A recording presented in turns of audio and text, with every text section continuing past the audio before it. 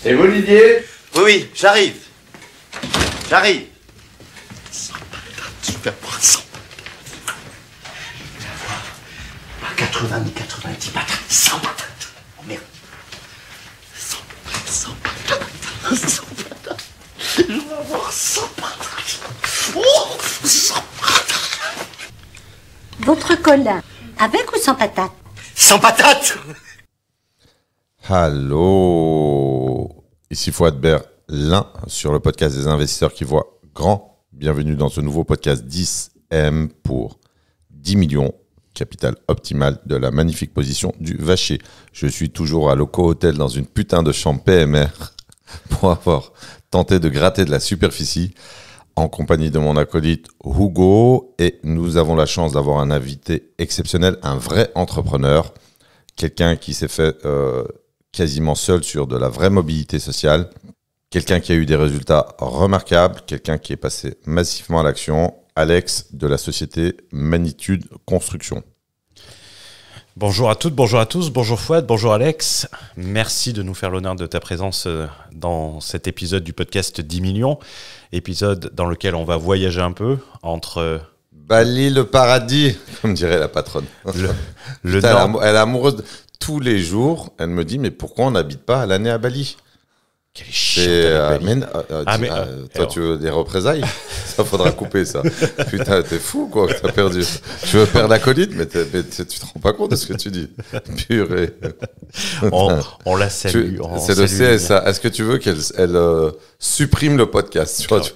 On va finir comme CNews en commission d'enquête. Ne jamais sous-estimer l'arme fatale que possède une femme. Ouais, mais elle la possède sur toi, pas sur moi, donc. Ouais, mais t'as besoin de moi, comme moi j'ai besoin de toi. Donc, tu sais, ça pourrait être pire, ça pourrait être la mienne. Non, mais on en reparlera parce qu'elle est tellement à fond sur Bali. Donc elle m'a dit, n'oublie pas je préfère en parler tout de suite avant de... Évidemment, c'est pas un placement de produit, mais elle lance un accompagnement sur la construction de villas à Bali, avec un cahier des charges, etc. Et en bossant, on va bosser évidemment avec Alex. D'ailleurs, on pourrait refaire un retour d'expérience là-dessus parce que on a tenté de challenger le constructeur et on a vu qu'il manquait des morceaux de mur de soutènement pour la piscine à débordement, séparer les villas. Il manquait un petit pont pour, comment dirais-je, enjamber le canal qui passe devant le truc. Là, je me suis dit, je préfère travailler avec des gens que je connais, qui ont fait leurs preuves. Et évidemment, tout n'était pas rose. Mais la villa est livrée et ça fait déjà 3 étés qu'on en profite. Donc on pourra parler un peu de ce retour d'expérience. Et c'est pas un truc cirage de pompe, les gens connaissent mon esprit critique, mais c'est bien aussi de dire quand c'est bien. Ça, c'est important. Et surtout, je dirais qu'à l'étranger, c'est d'autant plus important de pouvoir travailler avec des partenaires de confiance. Tu sais, moi, j'ai un raisonnement qui est un petit peu plus basique. Comme d'hab. Non, alors, je suis connu pour... être un penseur extrêmement profond.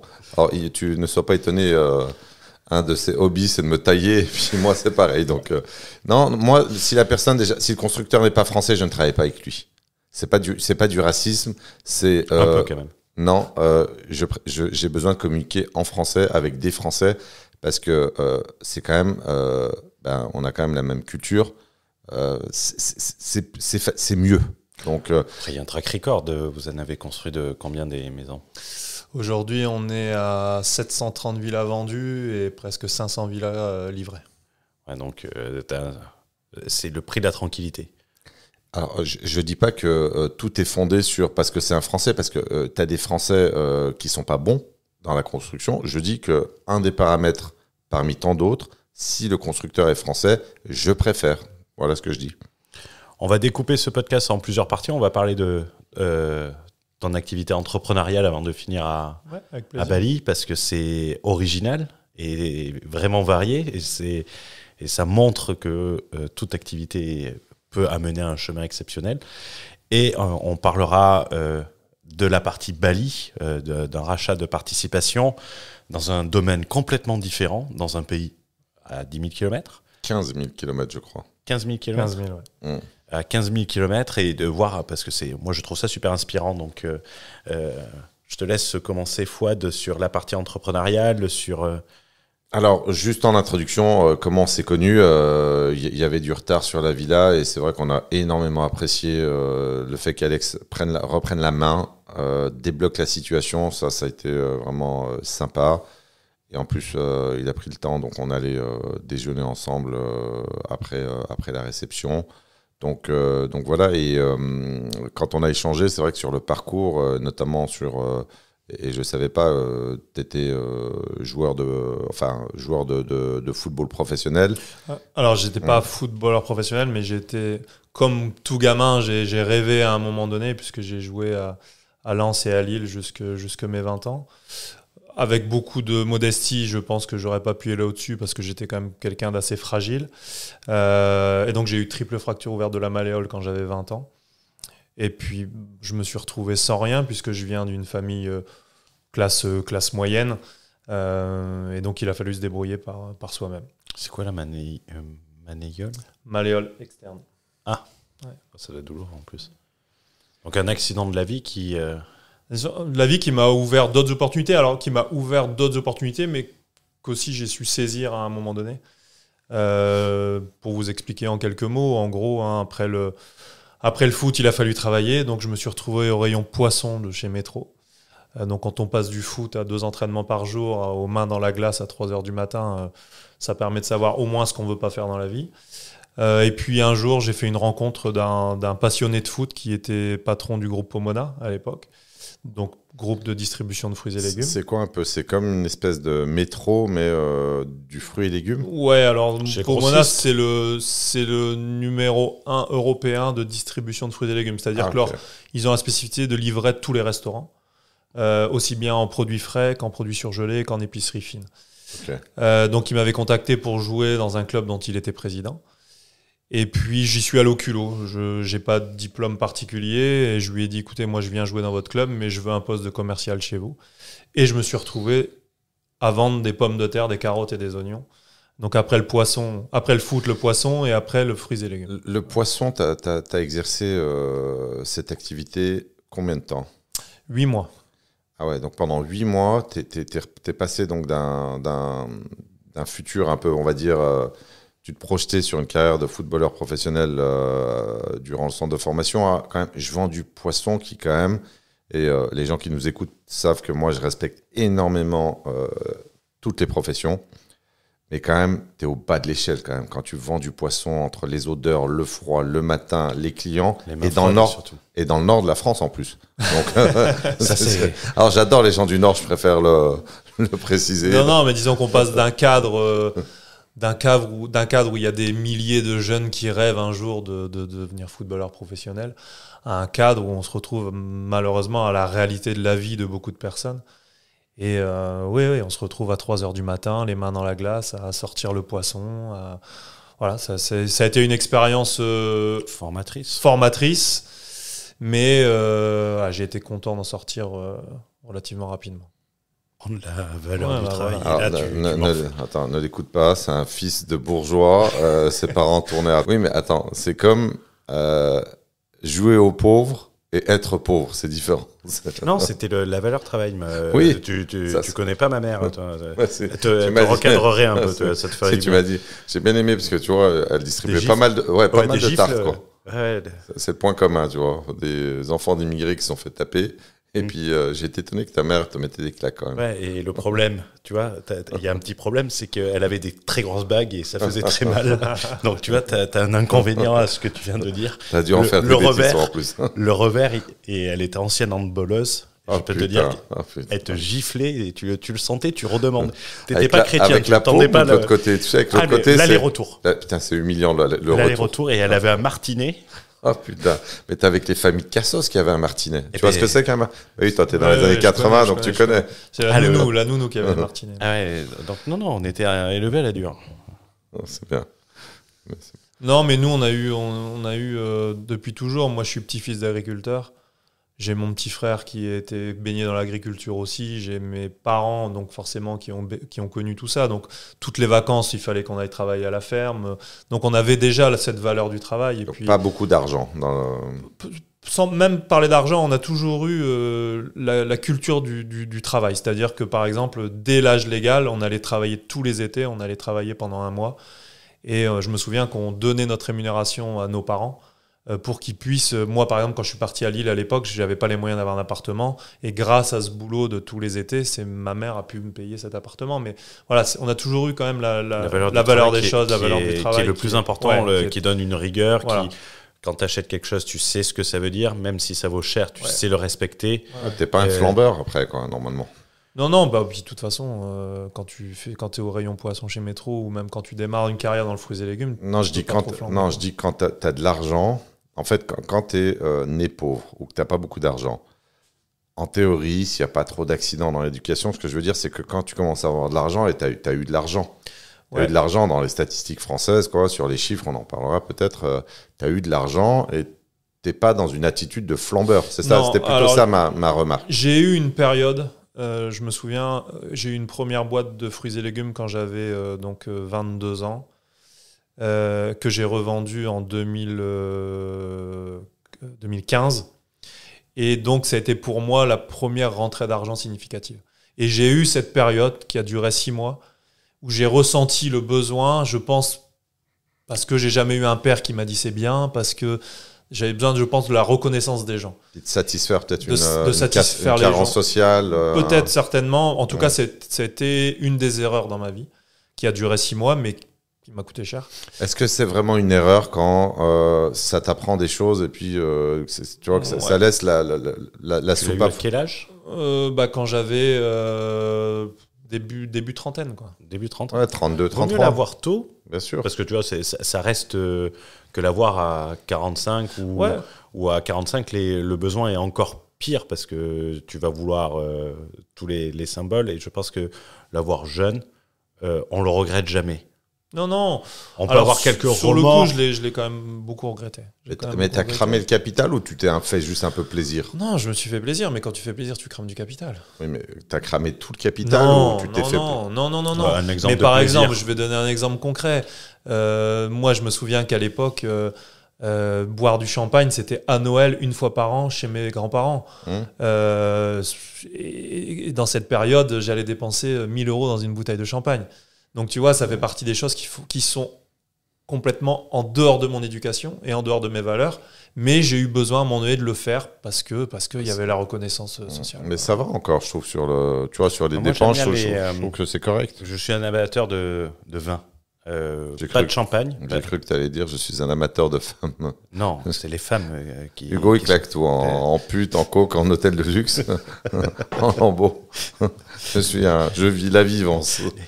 Il me reste même pas assez pour payer un studio de podcast, tu vois. On est dans une chambre de PMR. Ça fait 2 jours que tu me tailles. On est bien, loco. Putain, on dirait un studio pro. On dirait. C'est tu vois, j'aime bien le vin. Alors, quelquefois, je vais dépenser des sommes sur une bouteille de vin, mais qui, pour moi, il y avait j'ai un mentor qui était mon ancien employeur, qui disait que généralement sur ces dépenses, tu vois, une bonne bouteille de champagne que tu vas ouvrir avec des personnes, même si le prix est hors norme, même sur une très bonne bouteille de vin, il disait que tu marques un souvenir avec les personnes avec qui tu es. Bien sûr. Et que, en fait, par exemple, quand tu vas ouvrir un cheval blanc, un ozone, des très très grands vins, tu vas pas prendre plus de plaisir parce que tu n'es pas assez connaisseur pour faire la différence avec une bouteille qui serait 10 fois moins chère. Je n'ai pas cette prétention. Mais par contre, tu te marques dans ta tête cet événement, même si tu as dépensé de l'argent et que je ne suis pas forcément intelligent. Et j'avais dit, je ne comprends pas ce symbole de marquer un souvenir dans sa tête. Et il m'avait dit, tu faisais quoi le 11 septembre 2001 ? Et tout le monde se souvient de ce jour où la mémoire a été gravée par un événement. Et il disait, c'est à ça que va servir une très grande bouteille de vin que tu ouvriras. C'est stupide, mais ça te marquera un souvenir et tu diras tout le temps, le 5 janvier, j'ai ouvert un grand vin parce que c'est pour fêter ça. Ouais. Après, c'est sûr, si tu l'ouvres tous les jours... Moi, je pense quand même que, en tout cas à cette époque, je le faisais plus pour les autres que pour moi. C'est-à-dire que je le faisais plus pour pour qu'on voit que je paye cette bouteille. Alors qu'à l'inverse, aujourd'hui, j'ai restreint énormément mon cercle d'amis et je fais les choses plus pour me faire plaisir et faire plaisir à mon entourage proche. C'est quand même vachement différent. On passe d'une dépense en fait un peu ostentatoire à une dépense plaisir et bonheur, tu vois, familial, cercle privé, tu vois, ça c'est bien, tu vois, il y a une forme d'altruisme. Donc après c'est de la maturité, je pense qu'il n'y a pas d'erreur à regretter puisque c'est tant que l'erreur n'est pas fatale. Donc voilà. Sur la reconversion, du coup, sur l'aspect professionnel, entrepreneurial, moi j'avais trouvé ça assez intéressant. Je ne sais pas si tu avais des questions précises là-dessus, Hugo. Sur l'activité, après avoir rejoint le groupe, tu es devenu commercial et ensuite tu as monté ta propre boîte. Ouais, alors j'ai eu un patron assez extraordinaire, un premier patron assez extraordinaire qui s'appelle Xavier Martin, à qui je dis bonjour s'il écoute. C'est quelqu'un qui a été un peu mon mentor. Et en fait, au bout de 2 ans, il m'a tellement appris beaucoup de choses en 2 ans qu'au bout de 2 ans, j'avais fait le tour de la question. Et j'ai eu la chance aussi de rencontrer, puisque moi, ma vie, c'est quand même beaucoup de rencontres. On en parlera par la suite, mais c'est quand même quasiment que des rencontres. De rencontrer un monsieur qui s'appelle Jacques Vajou, qui était un des plus gros producteurs de pommes de terre à Union-Échalote dans l'Aube. Et qui un jour m'a dit, écoute Alex, on s'entend bien, c'est quand même dommage de quitter ce milieu-là, monte ta boîte et puis tu te débrouilles, tu vends ma production. Et de fil en aiguille, la première année s'est très bien passée. Du coup, la deuxième année, il nous a présenté d'autres producteurs et puis on est monté petit à petit. Vous squeeziez les coopératives en quelque sorte. Ouais, non, c'est même pas ça, c'est que Non, mais dans le sens propre du terme, c'était direct. Ouais, on travaillait directement avec tous les producteurs. Ouais. Et à cette époque-là, j'étais associé avec sa fille, Sabine Vajou, qui aujourd'hui est une personne qui doit être un des plus gros opérateurs en pommes de terre en France. Et on s'est toujours très bien entendu. Moi, la seule problématique que j'avais, c'était que les bureaux étaient à Nogent-sur-Seine. Et moi, je vivais sur l'île, donc toutes les semaines, je faisais 2 fois 3 heures de route pour aller au bureau. Et puis, à un moment donné, j'avais besoin de passer à autre chose. Et donc, j'ai revendu mes parts de société à Sabine. Voilà. Alors, j'ai revendu les parts de société tout en gardant mes clients de grande distribution. Parce que j'avais déjà pour objectif derrière de reprendre une petite structure et d'y intégrer mes clients grande distribution pour faire grossir la boîte beaucoup plus vite. Donc ça a été en 2015. J'ai vendu en décembre 2015 et j'ai recréé en avril 2016 dans une petite boîte à Château-Renard qui, quand j'ai repris, faisait 2500 tonnes de pommes de terre. Dans le sud de Château-Renard ? À Château-Renard. Ouais, dans le sud, à côté d'Avignon. Ah, ouais, à côté d'Avignon. Donc c'est une petite structure. Ça donne. Nous, on n'a pas forcément les références. C'est beaucoup, c'est pas beaucoup. Non, 2500 tonnes, on n'a pas. 2500 tonnes, c'est une petite structure qui vendait à des restaurants à droite à gauche. C'est un petit grossiste. Parce que c'est pas que de l'achat-revente. Il y a de la préparation, ça. Il y a de l'emballage, c'est ça. À l'époque, cette société-là faisait que de l'achat-revente. Ok. Et donc moi, quand je suis arrivé, j'ai amené tous mes clients en grande distribution. Donc la boîte, la première année, est passée de 2500 tonnes à 15 000 tonnes. Et on a racheté derrière un petit centre de conditionnement parce que c'était important pour les clients d'avoir quelqu'un qui vendait la pomme de terre, mais de savoir que cette personne-là était aussi dans l'opérationnel. Donc était capable d'aller faire du sourcing en production, de conditionner à leur marque et pas d'être un simple intermédiaire. Ça, c'est très important. Et voilà, on a continué à développer la boîte, on a créé notre marque. Et puis on a fini, moi quand j'ai vendu en 2022, on faisait presque 30 000 tonnes, presque 80 000 tonnes de pommes de terre. Ce qui donne quoi en termes de CA ? À peu près 30 millions. 30 millions d'euros. Ouais. Sur une boîte qui faisait 2-3 millions quand je l'ai repris. C'est beau. Ouais, ça s'est développé assez vite, mais je pense que ça s'est développé assez vite parce qu'à l'époque, on a eu l'intelligence de garder tous ces clients en grande distribution. Quoi qu'on se dise, on n'aime pas la grande distribution. Quand on fait monter une société, c'est grâce à la grande distribution. Aujourd'hui, nous, 60% de notre business, c'était la grande distribution. Et c'est eux qui te permettent vraiment d'exploser. Toute la grande distribution ou tu étais centralisé genre Non, j'étais principalement beaucoup Système U. Beaucoup Grand Frais. Beaucoup Casino. Voilà. Provence du Varet. Donc Provence du Varet, c'est le groupe Marie Blachère. Voilà, donc j'avais 6-7 clients en grande distribution, donc qui représentaient 60% du business. 30% marché grossiste, donc Rungis, Lyon, Lille, voilà. Et 10% marché de détail. Donc on avait 100-200 restaurants qui venaient chez nous se servir sur nos produits. C'est intéressant parce que c'est des métiers qui ne sont pas connus, qui sont délaissés par les jeunes. Ouais. Ça ne fait pas rêver des jeunes. Et pour autant, c'est du vrai, c'est du vrai business au sens propre du terme, qui est formateur. C'était stratégique. Hein. Moi, j'ai choisi la pomme de terre. Pourquoi ? Parce que tu touches 100% des classes sociales, tu touches tous les budgets, des frites, tout le monde en mange, des pommes de terre, tout le monde en mange. Donc ce business-là, on aurait pu le démultiplier sur j'en sais rien, sur 10-15 produits. Mais la pomme de terre restait une valeur sûre. Et quoi qu'on en dise, ça reste un produit très, très technique. En quoi On dirait pas quand même, hein, comme technique, ça. Parce que sur la variété, les pommes de terre, les variétés, les taux de matière sèche. Selon le taux de matière sèche, tu peux faire des frites ou tu peux pas faire des frites. Selon le taux de matière sèche, tu peux faire de la raclette ou pas de la raclette. Donc c'est des produits très techniques. C'est plus complexe que ce qu'on voit par exemple au supermarché. Ouais. Et puis en termes de gestion, nous, tu vois, on avait une marge moyenne au kilo à 2 centimes 6. Donc ça veut dire qu'en termes de gestion, ça t'apprend vraiment à gérer une boîte. Ouais, c'est la question que j'allais te poser. Moi, j'avais 2 observations. La première, c'est que tu as des gens qui essayent de réinventer la roue. Là, on a quand même quelqu'un qui fait fortune sur la pomme de terre. Moi, j'avais consulté les comptes sur Internet. On a un résultat net à plus de 7 chiffres.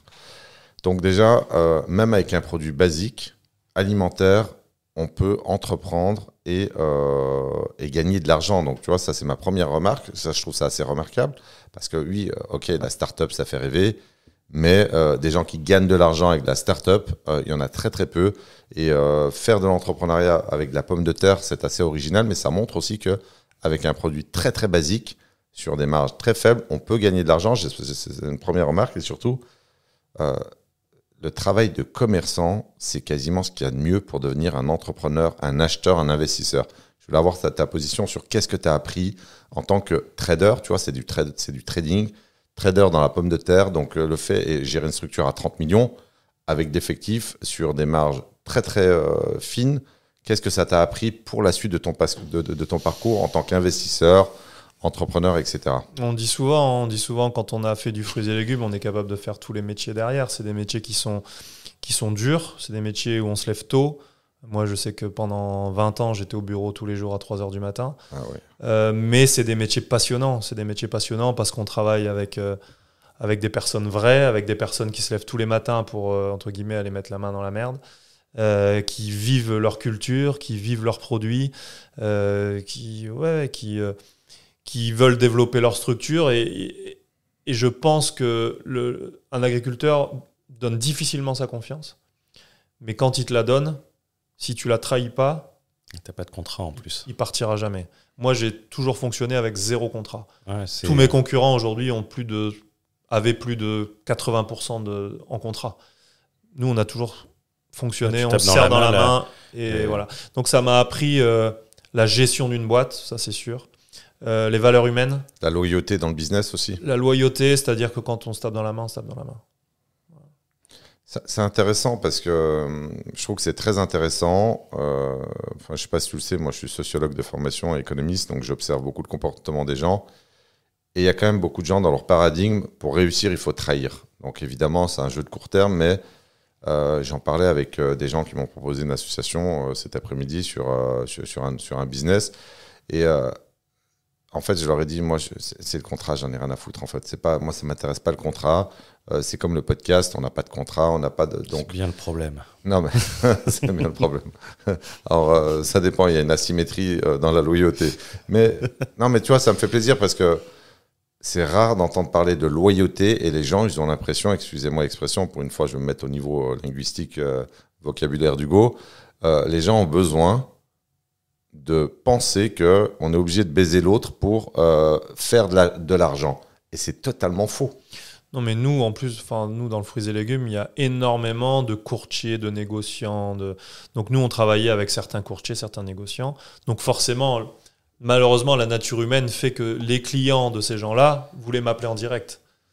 On n'a jamais accepté une seule fois de vendre en direct. On a toujours dit notre partenaire, C'est ça. On en peut reparler aujourd'hui avec Magnitude, on en parlera plus tard, mais aujourd'hui, on a un franchisé belge. Le moindre client belge qui nous appelle en direct, on le renvoie vers le franchisé belge.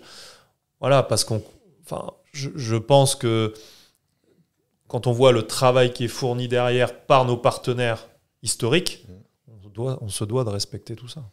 Tout à fait. Et puis si le partenaire ne gagne pas sa vie, le partenariat est en danger de mort. Et c'est vrai que tu as des signaux où les gars, quand ils sont réglo, tu as envie de bosser avec eux. Moi, j'ai invité un bel investisseur immobilier à un de mes séminaires. Donc, je sais pas, il doit avoir 13-14 millions d'euros de patrimoine immo, donc c'est pas mal. Pour un gars qui a une belle ascension, voilà, un peu comme nous, tu vois, un enfant du peuple. Et tu ne me montres pas de la main. Non, mais je comprends pas pourquoi les bourgeois n'assument pas leur position. Putain, c'est mon rêve. Moi, tu vois, je suis bourgeois aujourd'hui, je suis dans la bourgeoisie. Je suis un putain de bobo et j'apprécie cette. Moi, je suis, tu vois, le vélo, les petits commerces. Tu vois, j'adore quoi. Donc, non, mais on se chambre parce qu'on a un peu, bizarrement, on a un peu la même qualité d'éducation, alors qu'on est de milieux sociaux opposés. Le milieu social de ma mère était excessivement simple. Non, mais je parle du tien, je parle pas celui de ta mère. Oui, mais... je parle du tien. Moi, j'allais pas en vacances à la Mamounia. Non, mais ça, c'est moi qui me le payais. À 13 ans, à la Range Rover, avec le Range. Bon, bref. J'ai perdu le fil conducteur. De quoi je parlais déjà ? Ah oui, le gars, je l'invite à mon séminaire. Robin. Non, c'est pas Robin, c'est une autre personne encore. Et tu vois, c'est des profils un peu équivalents. Donc, j'invite le gars à mon séminaire gratuitement. Donc, c'était vendredi et samedi. C'était pas prévu, donc je l'ai invité. Puis, tu vois, il est resté. Puis, au dîner, machin, etc. Et beaucoup de gens ont demandé son contact parce qu'il fait de la chasse immobilière sur des locaux commerciaux. Et tu vois, j'ai apprécié. Il leur a tous dit, il faut voir avec Fouad. Tu vois, ça, cette loyauté dans le business, moi, j'apprécie parce que c'est rare d'avoir des gens loyaux dans le business. Enfin, c'est mon opinion et je trouve ça intéressant, ton état d'esprit, parce que tu es encore dans le jeu de l'argent, du business, etc. 20-25 ans plus tard. Je pense que c'est du court terme. Je pense que quand tu n'es pas loyal, c'est du court terme. Je pense que quand tu es loyal, quand tu es droit, je pense que tu peux viser long terme, mais je pense que le business, c'est du long terme. Ouais. C'est très intéressant parce que l'image, tu peux jamais t'en défaire. Ah bah non. Moi, c'est les derniers mots de mon grand-père qui était juge de paix à la retraite. Donc, il était notaire d'origine et juge de paix. Donc, il jugeait, tu sais, sans aller au tribunal. Tu avais par exemple un problème avec un agriculteur et il tranchait pour savoir à qui il donnait le temps. On appelait ça un juge de paix. C'était entièrement honorifique. C'était entièrement. Il n'était pas rémunéré pour ça. Et les derniers mots qu'il m'avait dit, il a dit le plus important, c'est de pouvoir se regarder dans une glace. Parce qu'après, tu as l'éducation. Et j'ai ensuite travaillé avec quelqu'un qui était sec, mais qui était fair, donc très juste. Et je pense que j'ai eu l'éducation de faire toujours attention parce que j'ai vu ce qui se passait quand tu jouais à pas être correct avec certains types de personnes, pas dangereuses, pas des mafieux, mais dans le sens où tu me l'as mise une fois, mais même si je dois attendre 10 ans, je t'aurai au tournant.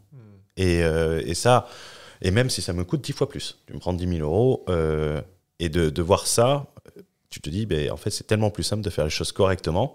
C'est peut-être plus lent au début, mais sur le long terme, tu es toujours gagnant. C'est sûr. Ouais, je pense. Donc donc cette reconversion et ensuite donc il y a la cession de parts et là il y a sur le parcours aussi une décision assez importante sur le fait de. Alors tu as investi du coup dans un premier temps, si tu peux nous raconter. Donc tu as investi sur des biens à Bali, sur la construction et ensuite il y a eu un engagement plus fort sur une orientation professionnelle. Ouais. Moi, je pense, en tout cas, je suis naturellement un investisseur plutôt. Il y a souvent des niveaux de risque au niveau des investisseurs. Moi, je suis plutôt sur des investissements très risqués. Il s'est avéré que j'ai toujours rêvé de partir vivre à l'étranger. Et puis, donc moi, j'avais succursale dans le sud, donc sur Château-Renard et sur l'île. Et un jour, je suis remonté sur l'île. Et puis, faisant du sport, je devais partir courir et il s'est mis à pleuvoir à torrent. Et je me suis mis dans mon canapé et j'ai regardé Investir à l'étranger et je suis tombé sur Magnitude Construction. J'ai feuilleté le site internet, j'ai étudié pendant un mois, j'ai regardé des vidéos sur Bali, etc., etc. Et puis un jour, je me suis lancé. L'histoire, elle est que j'ai appelé Magnitude, je suis tombé sur Yann, qui aujourd'hui est le directeur commercial de la boîte. Ah, que j'ai rencontré cette année, donc grosse mémoire, quoi. Il se souvient de la parcelle, où elle était, machin. Ouais. Super Yann, hein, franchement. Super mec, c'est lui qui a vendu 90% des maisons. Nos cousins les Québécois. Quelqu'un. Alors on parlait justement de personnes faire. Alors lui, c'est vraiment l'exemple type de quelqu'un qui met droit, vraiment un mec... Tu vois, pour mon retour d'expérience, on s'est positionné sur la parcelle à distance, sur la construction à distance. J'avais jamais mis un pied là-bas. Et franchement, tu vois, on a eu la meilleure parcelle. On a eu la meilleure parcelle qui est en impasse. Franchement... et tu vois, j'ai apprécié parce que finalement, quand on a fait la réception de la maison, tu vois, on n'a pas été trahi. En fait, il n'y a pas le côté, tu vois, je vais te vendre. Et tu vois, il m'avait dit, je me rappelle, il nous a dit, c'est vraiment une parcelle qui est exceptionnelle parce qu'on est à 10-15 minutes de l'hypercentre. Mais en même temps, nous, on est les derniers. Donc, en impasse, tu as vraiment l'impression d'être dans la jungle. Il y a une petite rivière. T'as un ravin, et ça, tu vois, quand tu revois la personne physiquement et il te voit avec ta femme et tes enfants, et puis il doit se dire, tu vois, je leur ai pas mis de carottes, tu vois, c'est quand même pas mal quand même. Et moi, j'ai énormément apprécié le fait que depuis 3 étés, donc j'ai suffisamment de recul pour savoir que c'est la meilleure parcelle qui nous a été donnée. Et je ne le connaissais pas. Ouais. Donc il a été hyper réglo. Mais je pense qu'aujourd'hui, chez Magnitude, il y a vraiment eu une mise en place d'un process bien précis pour rassurer le client à 15 000 km. Et moi, je dis toujours aux clients, il y a 2 choses qui sont importantes. C'est de 1, avoir les fonds, parce que c'est très rare quand même de lever des fonds. Et de 2, le plus important, c'est la confiance. Si les 2 parties n'ont pas confiance l'un dans l'autre, ça va être un enfer pour les 2 parties. Et dans ces cas-là, on préfère ne pas faire le projet. C'est plus intelligent. Moi, tu vois, pour rebondir sur mon mentor, il disait, quand tu as le doute sur une personne, sur une boîte, j'étais intégrateur dans un fonds d'investissement, donc je gérais la boîte qui était reprise, et il disait, quand tu as un doute sur une personne, ça sert à rien, vire-le. Moi, je dis souvent, quand il y a un doute, il n'y a pas de doute. Mais lui avait un sens en disant, ça sert à rien parce que tu vas te concentrer uniquement à trouver quelque chose de mauvais. Donc tu vas passer ton énergie à trouver quelque chose de mauvais. Règle le problème, si ça ne fit pas, ça ne fit pas. Et s'il y a un ressenti, et Fouad me disait que je ne suis pas trop mauvais pour les ressentis. Ah non, c'est une sentinelle. Sur l'analyse, sur la perception, pas pour m'envoyer des fleurs, je déteste ça. Mais tu peux pas faire un projet. Moi, je préfère ne pas regarder le prix. Pas que je suis mauvais négociateur, chose que je suis, mauvais négociateur. Mais la valorisation de la tranquillité, pour moi, n'a pas de prix. Ça veut dire savoir que quelqu'un fait bien son travail. Je dis pas ça, je suis pas emballé par Bali, mais qui sait, j'irai faire un tour. Faudra passer par la patronne, hein, par contre, pour l'accompagnement, parce que sinon... Non, j'ai aucune confiance. J'ai aucune confiance. je salue Lémia et je lui fais des bisous au passage. Mais tu vois, je passerai par une société implantée, et s'il y a le moindre ressenti mauvais, je préfère tout arrêter et passer à autre chose. Ouais, c'est d'accord. Donc du coup, tu recherchais les invests. Donc du coup, voilà, j'appelle Yann. Et Yann, au bout de 2 jours, il me rappelle, il y avait une très belle... en fait, il y avait une immense parcelle. C'est quelle année déjà ? 2022 ? Non, moi quand je suis rentré en contact avec Magnitude, 2020. Ah, 2020 ? Ouais. Ah ouais, donc c'était 2020, très tôt. 2022, c'est quand j'ai racheté. Ah ok, donc 2020, ok. 2020, donc il me propose les 2 dernières parcelles d'un grand terrain à côté du centre. Et quand j'avais étudié un peu ce qui se passait sur Airbnb, etc., j'avais vu qu'il n'y avait pas beaucoup de maisons où tu pouvais louer à plus de 6 chambres.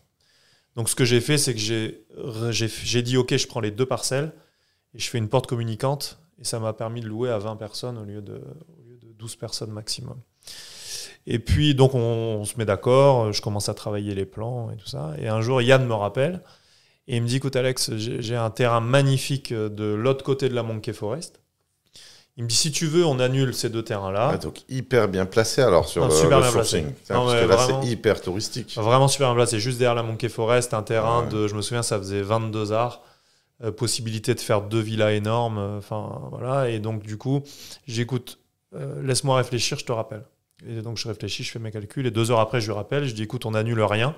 Je prends les 2 plus les 2 à côté. Serge Benamou comme ça, 350 000. Tu l'as vu la série, La Vérité Simon c'est sur la grande distribution. Il refait ses renchères. Ah ouais, donc toi, tu vois, ça c'est un réflexe d'entrepreneur, d'acheteur. Tu t'es dit 2 coups de fusil, je me positionne sur les 2. Ouais, je me positionne sur les 2. En combien de temps de réaction? En 2 heures. J'ai dit à Yann, je te rappelle, je l'ai rappelé peut-être 2 heures après ou le lendemain, je ne sais plus exactement, mais ça s'est fait comme ça. Et donc là, pareil, 4 super parcelles, vraiment. Et 3e coup de fil, c'est Nico qui m'appelle, donc qui est mon associé actuel. Et on discute, parce que moi, 4 terrains, je dis, je vais négocier un petit peu, tu vois. Donc Nico m'appelle. Et puis on se met d'accord sur le fait que je prends une 5e parcelle et que la 5e parcelle, je la paye avec les 4 loyers Airbnb des 4 premières maisons. Donc je lui dis ok, je te prends et je paye avec les loyers. Donc ça faisait 5 parcelles très bien placées à Ubud. Et puis à un moment donné, je me souviens encore, Nico me l'a avoué après, mais il me dit mais tu sais Alex, tu mets pas un pied à Bali, tu ne connais pas. Tu fais 5 maisons avec nous. Il dit, je t'avoue, j'ai googlisé et quand j'ai vu que tu faisais de la pomme de terre, il dit, je t'avoue que j'ai envie de te rencontrer, quoi. Et donc Nico est venu dans le sud, on s'est rencontrés, on s'est super bien entendus. On parlait tout à l'heure de personnes droites et de personnes... Voilà, Nico fait vraiment partie des gens qui voilà, quand ils disent quelque chose, c'est clair, net et voilà, ça dévie pas, quoi. C'est un gars de l'Est, c'est pour ça. Ouais. Un gars de l'Est de la France, Besançon, Nancy, Metz. Tu vois, Metz. Oh là là, parle pas de Nancy. Non, mais ça, c'est mais c'est l'Est de la France. Droit. Tu vois, les Alsaciens, ils sont carrés aussi dans l'Est. Oui, c'est pour ça que j'habite là-bas. Les gars d'Angers, là-bas, tu vois, très fourbes. Les gars, Je viens pas d'Angers. Tu viens d'où, toi? D'ailleurs, j'ai jamais su d'où tu venais. Je viens de Bordeaux. De faux. Tu viens de la ville de l'ancien ministre, comment il s'appelle, l'escroc, là, qui avait des comptes cachés, là. Cazeneuve. Non, pas Cazeneuve. Pas Cazeneuve, c'est celui qui l'a remplacé, c'était Cahuzac. Cahuzac. Non, j'ai vécu là-bas. Mais c'est moins prestigieux que Bordeaux, tu vois. En France, actuellement, à Metz. T'es à Metz? Ouais. Ah bah Nico, mon associé de Metz.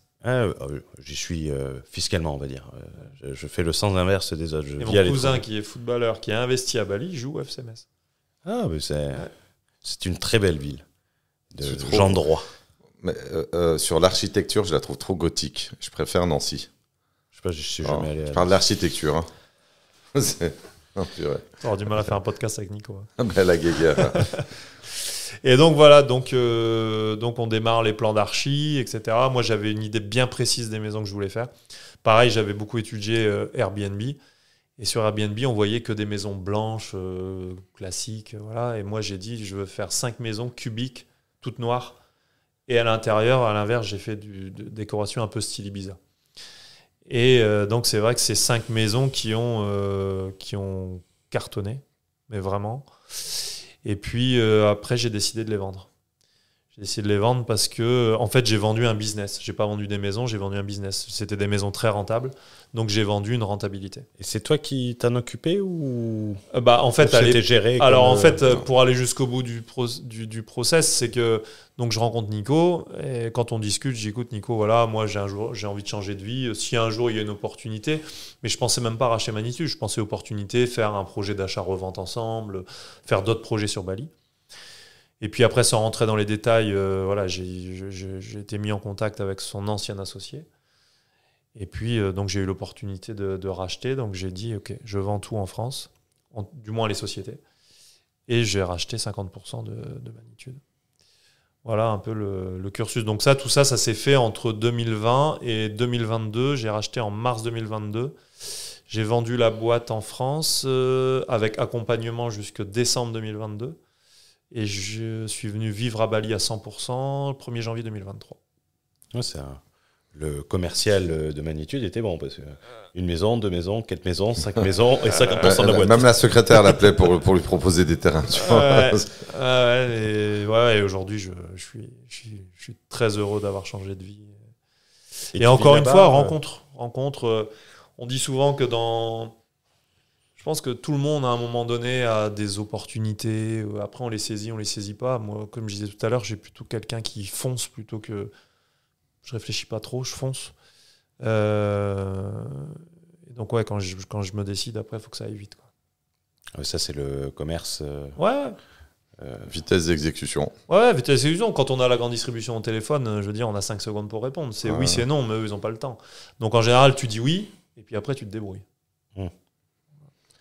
Tu vois, tu as dit un truc qui était intéressant que je relève, c'est j'ai pas vendu des maisons, j'ai vendu des business. Et c'est vrai que le français, on en parlait, Hugo, tu étais étonné qu'on puisse acheter des terrains à Bali. En fait, tu as le bail amphithéotique, donc le leasehold, c'est ça. Ouais. Et Alex t'a dit non, on peut acheter le terrain, en fait, tu peux être en freehold. Freehold, ouais. Donc, mais dans la conception, c'est vrai que dans la culture française, dans le rapport à la terre, on veut acheter. Mais là-bas, il faut considérer que, moi, c'est ma philosophie, c'est pas chez toi. Ça sera jamais chez toi. Après, tu me diras ton sentiment. Moi, je suis à Berlin, c'est pas chez moi, en fait. Ça sera jamais chez moi. Bon, déjà, pour certains, la France, c'est pas chez moi non plus. Ouais, c'est ce que j'allais demander. L'Algérie, c'est pas chez moi. Donc, bon, c'est encore autre chose. Mais ce rapport, c'est un business. Ça n'empêche pas d'y habiter, de prendre plaisir. Mais il faut être dans un rapport j'ai investi à Bali. C'est un business et c'est pas, on n'est pas dans un rapport de je vais posséder de la terre, je vais céder ça à mes enfants, ce qui n'est pas impossible d'ailleurs. Mais tu vois là-dessus, peut-être un petit mot, c'est peut-être ta perception d'entrepreneur où tu as compris tout de suite les règles du jeu. Il y a plusieurs projets de vie. Il y a le projet de vie du pur investisseur, c'est-à-dire que aucun intérêt d'aller faire du freehold. Si on raisonne pure rentabilité, nous, on fait des leases de 30 ans plus 20 ans. La maison, même si elle est amortie en 7-8 ans, je veux dire, derrière, il reste encore de la marge pour faire l'amortissement. Et après, tu as des projets de gens qui viennent passer leur retraite, par exemple. Donc, passer la retraite, c'est un autre débat. On a des gens, par exemple, de 50 ans qui arrêtent de travailler, qui viennent... Même sur 50 ans, je veux dire, il reste encore du temps. Il y a d'autres projets. Tu vois, moi, par exemple, mon cousin, il est footballeur. Il a fait la démarche de faire du freehold, donc plus construction. Donc, à court terme, il aura peut-être un peu moins de rentabilité que quelqu'un qui va faire du lease. À l'inverse, le jour où il vend, il vendra beaucoup plus cher que quelqu'un qui fait du lease, parce que du lease, naturellement, plus t'attends, plus le prix de la maison baisse. Ouais, c'est un peu comme comment on appelle ça là, le truc quand tu espères que le mec il va mourir là. Un viager. Un viager. Investir dans la pierre en espérant qu'elle devienne tombale. Je vois pas le rapport. Mais plus tu vas dans... T'as compris, Alex, ce qu'il a voulu dire ? Non, mais c'est un peu le même principe. Plus tu te rapproches du terme, plus ça coûte cher. Ah oui, tu veux dire ça, oui, bien sûr. Mais bon, après, à 50 ans, quoi, t'as le temps de oui, c'est quoi revenir. C'est quoi la différence de prix, par exemple ? Imaginons, moi, je vais acheter une maison. C'est une location par art, par année. Donc, non, mais pour avoir une fourchette, je veux acheter une maison, 300 mètres carrés, 4, 5 chambres, on va dire, piscine. Combien ça me coûte si je fais un leasehold ou un free lease ? Ton terrain, tu vas le payer 2 fois plus cher. 2 fois plus cher ? À peu près. Ça dépend le lieu, ça dépend où, ça dépend si tu achètes un cliff à Uluwatu en freehold, forcément, ça va coûter très très cher. On va parler de millions d'euros. Après, si tu achètes un free à Ubud, ça va te coûter le double. Le double ? Ouais. Et le terrain, toi, ça t'a coûté combien pour avoir... moi, je suis sur un... Pour avoir une fourchette, je m'en rends pas compte. Non, mais moi, je peux être transparent là-dessus. Hein. T'es sur un lease, toi ? Ouais, moi, je suis sur un lease. Ouais, t'avais payé à l'époque ? Donc, moi, j'ai pris 13 arts. Ouais. J'ai divisé avec Auguste, donc le collègue. C'est un demi-hectare, un art. Non, c'est un art, c'est 100 mètres carrés. Un art, c'est 100 mètres carrés. 100 mètres carrés. Donc 13 arts, 1300. 1300 mètres carrés, donc on l'a divisé en deux. Alors, il est vraiment très beau. Paul, quand on l'a visité, on a quand même on a vu jungle, vue rizière. Je crois qu'on a la vue sur le mont. La petite rivière. La petite rivière, et puis un petit temple. On l'a pas payé très cher, 4 500 000 dollars par an. Dollars, donc j'allais dire en monnaie de singe, en roupies indonésiennes. Je crois que alors à l'époque, on n'était pas à 19 000 parce que j'ai eu un peu de chance. Je pense qu'on est à 300 € de l'année. Donc déjà sur les 30 ans, j'ai payé 8 000 € de frais de frais de commission à un agent immobilier. Je n'ai pas eu.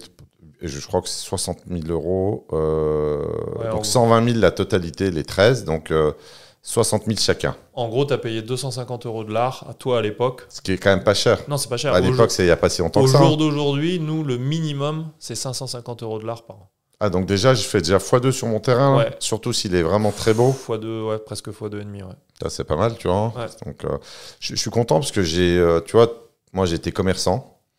Alors, je vendais pas de la pomme de terre, mais j'en ai bouffé énormément. En fait, j'ai été élevé à la pomme de terre, donc nous, on avait un peu...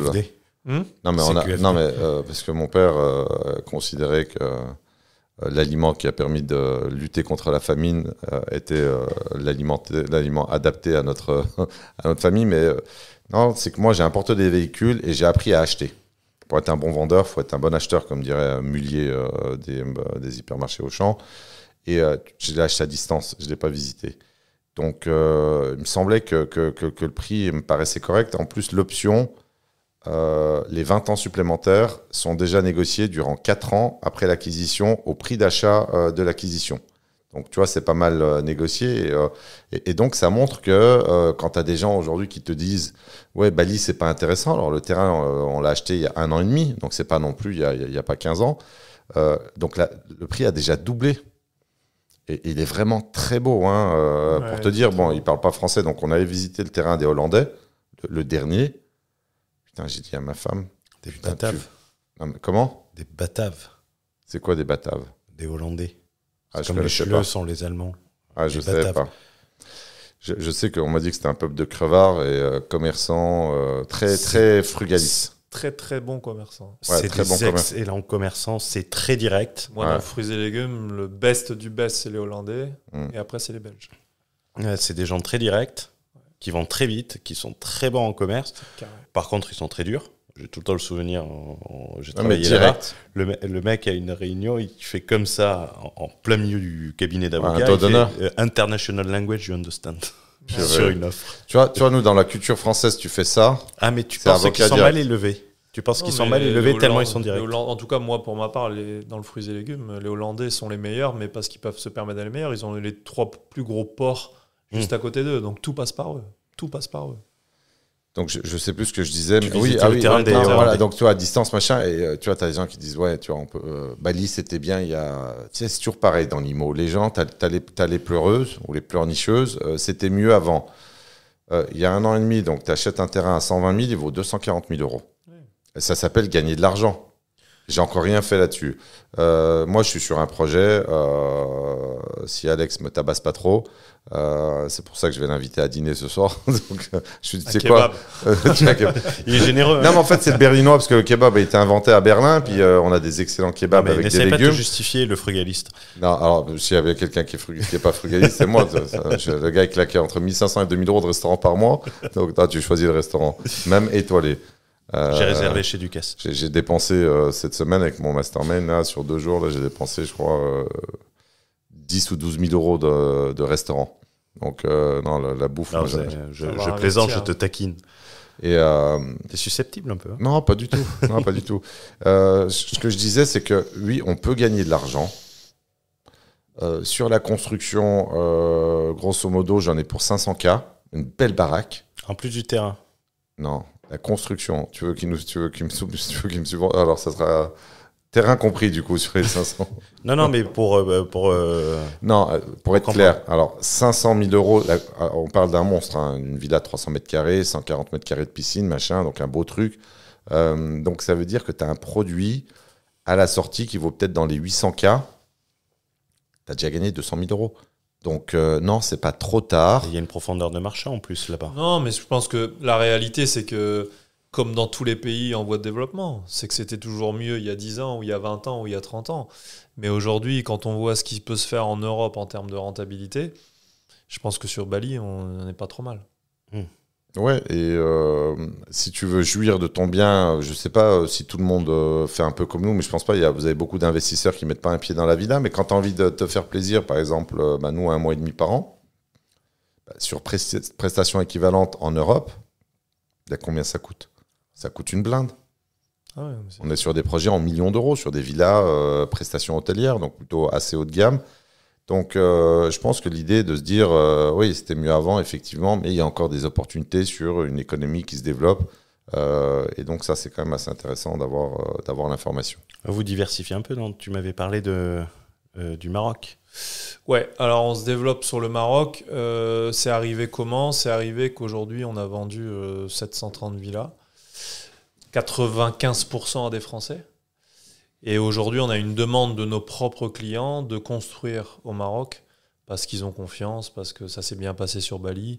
Et donc, naturellement, avec Nico, on a dit « Ok, on a une demande, on va y aller ». Pas de la même façon qu'à Bali, parce qu'à Bali, c'est quand même une grosse structure. On ne veut pas repartir dans une grosse structure comme ça. Mais oui, on développe au Maroc. Et le Maroc sur demande des clients? Ouais. En fait, Marrakech, c'est assez simple. C'est à peu près 3 heures de toutes les grandes capitales européennes. Il fait beau 330 jours par an. On parle français. On y mange bien. On y mange très bien. Donc oui, en tout cas, ça nous a semblé pertinent. Fouad aussi, tu veux... c'est quelque chose qui t'intéresse? Ouais, moi, ça m'intéresse. Simplement, ce que je partage avec Alex. Moi, maintenant, je suis plutôt sur un riad, en fait, sur un produit qui me correspond peut-être un peu plus. Et la villa, c'est vrai que... c'est sur des villas, construction de villas. Ouais, mais toi, tu as une approche où tu veux y vivre une partie de l'année. Voilà, c'est ça. Et en fait, prendre la bagnole, je préfère en fait être au centre-ville, aller prendre mon goûter à la Mamounia, tu vois, ça me fait un peu plus plaisir que la villa, parce que je viens chercher plutôt du soleil que du confort. Donc le centre-ville, et il y a aussi une patrimoniale. Ouais, il y a une philosophie patrimoniale. Il n'y a pas de possibilité d'étendre la Médina. La Médina. Voilà, ça, techniquement, c'est pas possible. Ouais. Donc, mais chacun... voilà, la villa, c'est très bien aussi. Nous, les gens qui font, c'est quand même quasiment que de l'investissement. Et dans l'investissement, ils préfèrent construire leur villa un peu comme ils ont fait à Bali, essayer de sortir un peu de tout ce qui peut se faire, parce que Marrakech, ça construit de partout. Il se construit aussi de tout et n'importe quoi. Donc, comme partout, non? À Bali, c'est pas... Ouais, bien sûr. À Bali, bien sûr que oui. À Bali, aujourd'hui, quand on demande à quelqu'un ce qu'il fait, tout le monde fait de l'immobilier. Mais après, il y a faire l'immobilier. D'ailleurs, Fouad, t'en as été un peu la preuve. Aujourd'hui, moi, je me souviens que quand tu m'as appelé pour faire le deuxième projet, et c'est vrai que nous, Magnitude, on a quand même des frais de structure qui sont très importants. Parce que c'est une vraie entreprise. Ouais, c'est une entreprise qui est structurée. Donc à l'époque, je me souviens, j'avais dit à Fouad, voilà, moi faire les plans, ça coûte autant, je sais plus. Et donc tu avais préféré partir faire les plans ailleurs. Et puis j'ai su il y a 2 jours que tu voulais tout refaire. Donc voilà, tout ça pour dire que on n'est pas parfait, on fait pas tout bien, mais en tout cas, ce qui est sûr, c'est que quand on construit avec nous, on est sûr d'avoir sa maison. Et puis, ça prend un peu plus de temps, mais bon, on a les archis, on a les archistructures, on a vraiment une grosse structure aujourd'hui. Et on est pareil, on est un peu plus cher que tout le marché. Ouais, mais on sait pourquoi on est un peu plus cher. Si la personne a payé une sécurité, si tu montes dans ta piscine parce que le mec il a pas mis un mur en dessous et que ta piscine elle s'écroule avec tes gosses. Non, mais là t'as mis le doigt en fait sur l'essentiel. Moi, la sécurité, parce que c'est vrai qu'il y a mes enfants qui vont se baigner dans la piscine. Et 140 mètres carrés de piscine. Voilà, et la problématique quand tu t'aperçois qu'il manque 3 murs de soutènement, enfin 2, pardon. Un au niveau de la piscine qui est quand même très costaud, plus une pour séparer les 2 villas, plus le pont pour le canal. Et tu vois, j'ai remercié, j'ai été totalement transparent avec l'autre constructeur, mais je lui ai dit, écoute, il me dit non, mais ça c'est pas grave, on prend, pas c'est pas grave, il m'a dit on prend à notre charge. En fait, c'est pas une question d'argent, c'est une question de compétence. Je sais que le petit pont, machin, c'est peut-être 2 000 à 3 000 balles, ça je m'en tape, mais C'est une question de confiance dans l'expérience, dans la structure. Il y a quand même des micropieux sur ce terrain qui vont jusqu'à 12 ou 13 mètres de profondeur. Donc, c'est quand même un micropieux. C'est comment dire, une espèce de cylindre de béton avec du ferraillage. Et 12-13 mètres de profondeur, on va chercher la roche. Donc, moi, j'ai pas envie pour être transparent, et je t'avais dit en plus, on a un écart de 150 000 € de plus avec Magnitude. Je suis allé, on a tapé, on a dit par SMS, ok, c'est ok. Et j'ai dû l'expliquer également à Auguste, parce que moi, c'était pas que moi. Moi, j'ai une conscience professionnelle très développée. Et si moi, il faut que je perde de l'argent et que mon client soit servi, je préfère, parce que je suis pas là pour décevoir un client. Et il y a aussi la leçon, c'est aussi savoir ne pas faire une affaire. On n'a pas fait l'affaire en bon terme, tu vois. Et ça veut dire que quand tu reviens, tu mets pas de l'ego. Et lui, il s'est pas dit, ouais, tiens, je t'avais dit. Non, tu vois, on revient intelligemment. Et ça, moi, je trouve que c'est bien. Je sais pas ce que tu en penses. Moi, je sais que, enfin, tu vois, tu es revenu. On a une liste d'attente chez nous en termes de clients. Je l'ai fait passer en priorité. Il m'a dit, je peux commencer la semaine prochaine si on a les plans, machin. Voilà. Et je trouvais ça réglo, quoi. Après, ils ont fait des choix avec les équipes. Bon. Voilà, c'est tout, c'est leur choix. Mais je peux te demander, Fouad, pourquoi ? Parce que la première maison, c'est Magnitude qui l'a construit. En fait... qu'est-ce que tu nous as fait, là ? Non, mais tu nous as fait le frugaliste ? Non, mais pas du tout. Mais le prix sur... Il y a d'autres constructeurs. Donc, quand tu demandes des prestations plutôt premium, tu vois qu'il y a 150K d'écart. Mais c'est toujours pareil, ce que je dis, c'est jamais un problème de prix, c'est aussi un problème de valeur. Donc, derrière, moi, si c'est moins cher, mais qu'il manque des murs de soutènement, c'est trop cher. Donc, moi, je suis un pragmatique, comme dirait mon ami Chin, qui est chinois, 1,5 milliard, on est pragmatique. Donc là, c'est plus une question d'argent, c'est une question de sécurité. Après, il y a aussi, c'est vrai que ça a bien fité, on a eu un super contact, j'étais très très content. Et moi, la vérité, la patronne, depuis le début, elle m'a dit, moi, je veux bosser avec Magnitude. Donc voilà, puis moi, je pense que c'est de l'intelligence de revenir à une position initiale, tu vois. C'est pas, non, tu vois, je vais me voiler je vais perdre la face. Moi, j'en ai rien à foutre. Intérêt numéro 1, client servi. Et d'ailleurs, c'est ce que j'ai dit à Paul. Je dis, écoute, nous, les plans, tu vois, on a rectifié tout ça. Auguste était très content. Moi, je lui dis, voilà, il faut démarrer sa construction. Tu vois, moi, je veux que tu serves le client. Et tu vois, donc je reviens, j'ai dit à Paul, moi, je veux qu'on serve le client. C'est le plus important. Il m'a dit, OK, c'est tout. Donc, moi, je tenais à faire voilà, ce partage. Et l'épisode n'est pas sponsorisé. Ah bon Attends, on va t'envoyer la facture.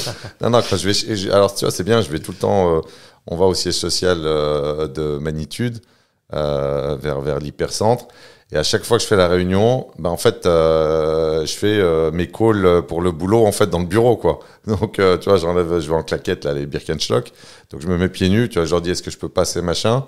Puis je reste 2 heures à bosser, à passer mes coups de fil machin. Et quel est mon avantage ? Comment ? Et quel est mon avantage ? C'est-à-dire à toi ? Voilà. Ouais. Alors, si jamais tu gagnes suffisamment d'argent pour t'offrir une villa à Bali, je t'accompagnerai gratuitement. Ah. Eh ben, tu me fais les murs de soutènement. Je veux pas avoir la piscine à débordement qui finit dans la rizière. Si tu as le budget que pour le mur de soutènement, je t'offrirai le mur de soutènement. Pour revenir sur les différences de prix, c'est que nous, on sait qu'on est plus cher que tout le monde. Il faut l'assumer. On sait pourquoi on est plus cher. Je pense qu'on a un service, entre guillemets, service après-vente qui est un peu hors norme à Bali. Mais quand on commence à avoir 150 000 € d'écart, il y a d'autres questions à se poser. Parce qu'on est plus cher, oui. 20, sur les 2 villas, 150 000. Non, mais bien sûr. Villa, 75 000 on parle d'un budget d'1 million à peu près, à la louche. 9, je sais plus mais combien. moi, je me souviens, et je fais pas ça de la lèche, parce qu'il m'expliquait, investisseur à Bali, du moins pour l'instant, Fouad me coûte trop cher. Mais je lui avais posé la question en lui disant, tu construis à 15 000 km. Qu'est-ce que tu vas te faire chier si tu as le moindre problème ça vaut pas la peine. Ouais, mais c'est le même raisonnement dès la première villa. Dès la première villa, tu as forcément le même raisonnement. Après, moi, je me suis positionné comme investisseur parce que tu penses plus-value latente. Normalement, quand tu fais une promotion, quel que soit le pays dans le monde, tu dois être en plus-value latente tout de suite, si tu fais pas n'importe quoi. Donc l'investisseur, il essaie d'optimiser, mais l'investisseur intelligent, quand il s'aperçoit qu'il est en train de faire une erreur avec les nouvelles informations qu'il a, bah, il pivote, c'est tout. Tu me fais penser à celui qui fait une love room à Saint-Etienne en achetant un jacuzzi d'occasion sur Le Bon Coin. Ça te plaît? Alors, il nous parle souvent de love room comme il a un harem à entretenir. Donc, même pas. J'aimerais. Non, mais ma compagne aime aller en Asie. Elle fait beaucoup de travail en Asie, mais justement aux Philippines. Et Fouad et sa femme, c'est surtout sa femme qui bassine avec Bali, que je salue Lémia, elle écoutera ce podcast en plus, donc je vois que Fouad est très prudent sur son vocabulaire, et je dis tout le temps, il faudra y passer. J'ai un des membres de mon équipe qui y va, et il m'a dit, si on arrive à cet objectif, tu me fais pas chier, tu viens à Bali une semaine. Et je lui ai fait, écoute, si on atteint cet objectif, je viens à Bali et je prends une très belle villa. Je prends une très belle villa pendant 2 semaines. Ce sera ta prime 2026. Et j'irai. J'ai regardé les billets d'Anpassar, Istanbul, en plus le volet direct. Est-ce que tu as d'autres questions? Ouais, moi, c'est comme je te le disais, j'adore ce côté investissement à l'étranger, pas dans le sens investissement pur. Moi, j'aime bien le côté passionnel du pays.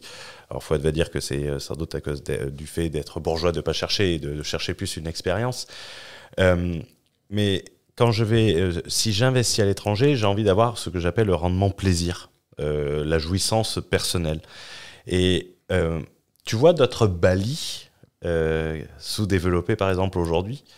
Tu as dit que tu étais un profil à risque, donc tu t'intéresses, tu prends vite les décisions. Est-ce que tu vois d'autres destinations émerger comme ça?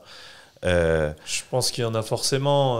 Après, je t'avoue que pour le moment, Bali prend tellement de temps et d'énergie qu'on ne s'y intéresse pas plus que ça pour le moment. Donc là, il y a le Maroc déjà.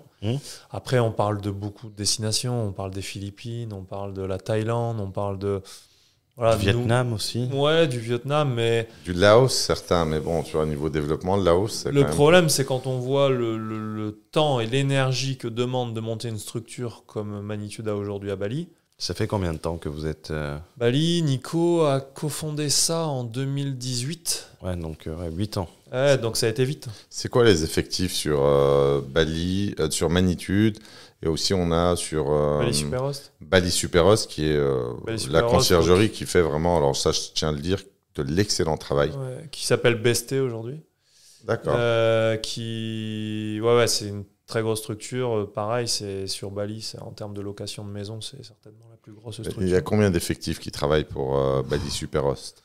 Aujourd'hui, je pense que les 2 structures réunies, ça doit faire travailler un peu plus de 4000 personnes. Ah oui. Ah, quand même, comme toi, les Français, quand ils disent, ah, quand même. Non, mais tu vois, je m'attendais à un gros chiffre en tenant compte du pays, mais je ne m'attendais pas à un nombre comme ça. Je m'attendais à 200, 300 personnes. Ah non, aujourd'hui, de toute façon, c'est pas compliqué. Alors, nous, aujourd'hui, on a un objectif qui est très clair, c'est diminuer le nombre de ventes et diminuer le nombre de chantiers en construction. Se concentrer que sur du très haut de gamme? Non, se concentrer sur travailler sereinement.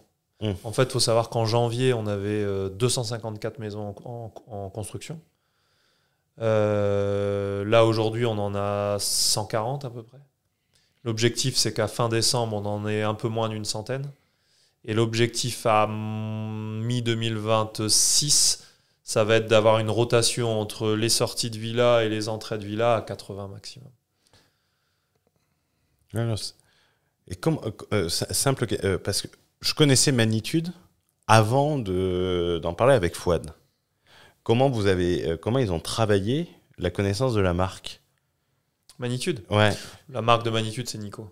C'est Nico. Aujourd'hui, Nico, c'est vraiment la personne qui a mis en valeur la marque Magnitude. C'est lui qui, au début, allait faire ses stories sur tous les chantiers, tous les jours. Moi, je me souviens qu'avant d'investir, tous les jours à 20h, il y avait la story Magnitude, j'y allais tous les jours. Et non, aujourd'hui, clairement... Je me suis jamais intéressé quand il m'avait dit Magnitude. Ouais. Je connaissais le nom.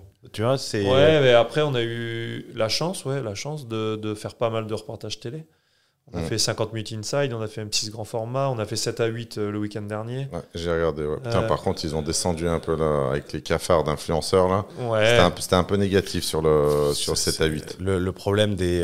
nous, on avait comme interdiction de parler à la presse. Parce que la presse, tu ne contrôles jamais le script qui va en sortir. Et donc, on ne le faisait jamais, même si c'est important. Et les 2 précédents reportages étaient élogieux. Sur Bali. Sur Bali. Le 3e, en fait, ils ont voulu...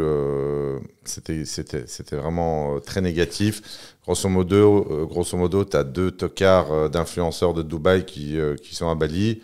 Et ils ont voulu un peu dénigrer le truc. Et ça me fait rire. Et ils montrent un paysan qui, finalement, est obligé d'aller bosser parce qu'il n'a plus assez de rendement avec le riz, machin. Mais derrière, on ne met pas tous les avantages. Tous les taxis, les restaurants, les machins, 80% du PIB en tourisme. Donc ça, c'est vraiment du travail malhonnête où on ne montre pas le positif. Oui, et puis les agriculteurs de Bali, s'ils vendent moins de riz aujourd'hui, c'est qu'ils ont vendu leur terrain. Donc leur terrain a une vraie valeur.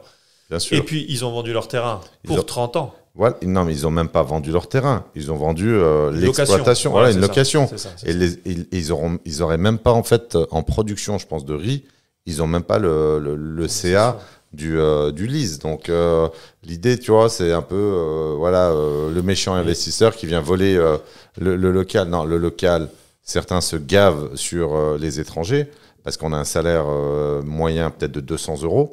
Ouais, nous, on est bien au-dessus chez nous. Hein. Mais la moyenne aujourd'hui, chez Magnitude, nous, c'est 2 fois plus cher que le salaire, que le SMIC, quoi. Mais même 400 €, quand tu as pris 1 million d'euros sur un lease de, je sais pas moi, 1 hectare ou 2 hectares, peu importe, c'est l'équivalent d'un Européen qui prend 50 millions.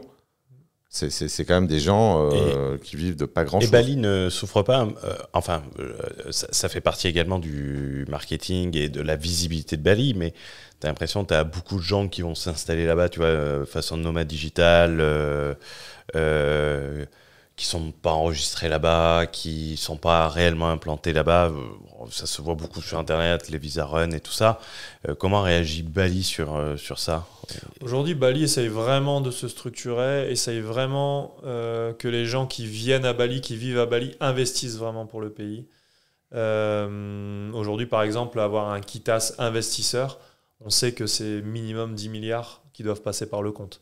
10 milliards de roupies, donc en gros ça fait 600 000 € à peu près. Putain, je suis multimilliardaire. Moi je suis milliardaire à Bali. Ouais. Et du coup, et après au niveau influenceur, il y a une réalité des influenceurs. Hein. Aujourd'hui ils étaient tous à Dubaï. Dubaï, je veux dire, l'influence est plus en train de baisser que monter. Dubaï ça coûte cher. Très cher. Donc ils viennent sur Bali. Mais ils viennent pas en masse non plus, quoi. Non, ils viennent pas en masse. Et puis, je pense qu'il faut pas tous les mettre dans le même sac. Je pense qu'il y a des influenceurs qui sont très constructifs, qui font bien leur boulot, je pense que comme partout, il y a de tout. Non, c'est parce que on a l'image de ça, tu vois, du mec qui va partir avec son ordinateur. Moi, je bossais en partie sur l'expatriation et l'image de Bali, c'est je prends mon ordinateur, je crée une société offshore et je vais bosser depuis Bali et je déclare rien, quoi. Non, mais tu peux venir bosser à Bali. Après, tu n'ouvres pas un compte à Bali comme ça, tu vois. Non, mais ils bossent avec, tu vois, ils payent avec leur carte. Ouais. Mais après, ils sont obligés de sortir du pays tous les 60 jours. Je veux dire, il y a... Alors, c'est des règles qui sont peu contraignantes. Je veux dire, tu peux passer un week-end à Singapour, tu reviens et tu restes 60 jours. Mais ils sont quand même en train aujourd'hui de structurer un peu tout ça. Et de resserrer un peu la vis. Ouais. Non, c'est... Ouais, faut savoir que c'est un pays qui se développe à une vitesse... je crois que c'est 300 ouvertures de restaurants par an. Ah oui. Ah oui. Donc, bon, attention, hein, il y en a la moitié qui ferment. Hein. Mais, par exemple, en termes de restauration, le niveau, il est assez impressionnant. Et toi, tu vis complètement là-bas maintenant ? 8 mois. 8 mois par an ? 8 mois par an. Et les 4 mois restants ? Moi, j'ai un petit garçon en France. Donc, je rentre en gros presque 3 fois 7 semaines par an, on va dire. 3 fois 7 semaines. On a eu la chance de... Et tu repars quand, là ? Là, je repars demain. Demain ? Demain, ouais. Et pour y aller de France, tu fais quoi, Singapour Demain, non, j'ai testé pour la première fois Vietnam Airlines. Donc, je passe par Ho Chi Minh. En gros, je mets 18h, 18h50. Donc, c'est à peu près pareil que les autres compagnies. Et toi, Fouad, quand tu y allais? Ouais, toi, tu passais par Doha. Je fais Berlin, Doha, Bali. Denpasar. Ouais, Denpasar, oui, tout à fait. Ouais. Et d'ailleurs, en parlant d'aéroport, il parle, apparemment, c'est signé. Deuxième aéroport au nord de l'île. L'objectif étant de faire des vols discount pour les Australiens et les Chinois. D'ailleurs, je pense que l'aéroport est financé par les Chinois. Par les Chinois. Et tu as le projet de métro également. On parle d'un projet de métro depuis Denpasar et qui passe par Ubud et qui descend. L'objectif 2031, on a vu. Ça serait bien, s'il y a un métro, ça serait génial quand même pour désengorger un peu les routes, ça serait super. Je regarde un peu, parce que je ne vois pas du tout comment c'est foutu. Bali, c'est une île qui part... Merci. C'est pas c'est la moitié de la Corse. C'est la moitié de la Corse. À peu près, ouais. Il y a combien d'habitants? 2 millions, je crois, me semble-t-il. Je crois. En tourisme, c'est 6-7 millions d'habitants. Mais les locaux, moi, je dis. Les locaux, je me demande si c'est pas un peu plus. J'aurais dit 4 mois. Mais... je crois que j'avais parlé avec un gars, mais de mémoire, peut-être que je n'ai pas vérifié, mais il m'avait parlé de 2 millions, peut-être 2-3 millions dans ces eaux-là. Le tourisme qui évolue tous les ans. C'est vrai que quand tu arrives à l'aéroport, il y a quand même énormément de monde.